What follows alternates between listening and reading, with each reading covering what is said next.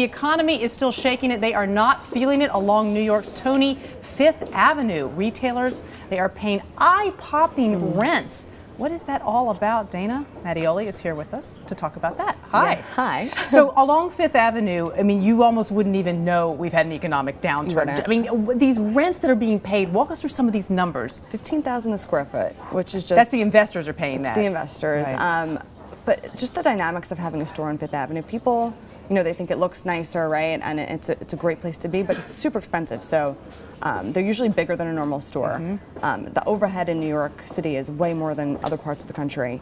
And you have to staff it differently.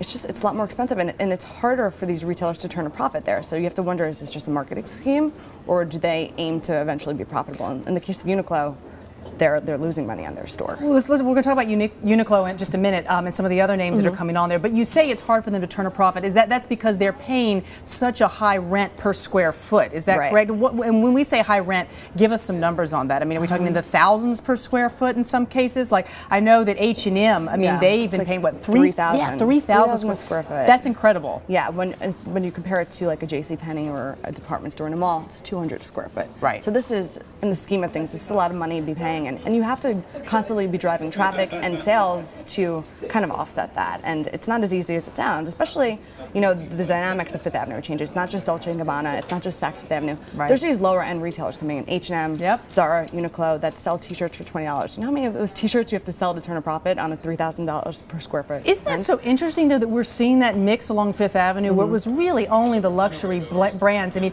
you've talked before about something called cross shopping, right? Tell us, what is a cross shopper? It's something that we're seeing throughout retail. So, you know, 20 years ago, maybe if you shopped at Saks Fifth Avenue, you only shopped there, Bloomingdale's, Bergdorf. Right. Now there's this culture where you might want to get your jeans there, but you could get a really cute t-shirt from Zara or a blazer from Forever 21 even, and kind of mix and match. And that's exactly what we're seeing Fifth Avenue mirror.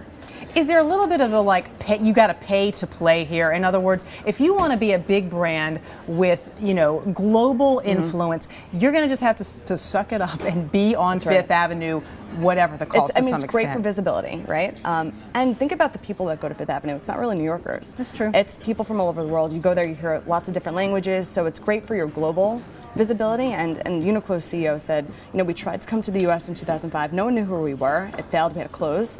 And then they came back with a big presence on Fifth, and it's helping them gain notoriety and like this global presence. All right. Fifth Avenue. I can't afford to be there, but lots of people can. All right, Dana, thanks so much for being with us. Appreciate it.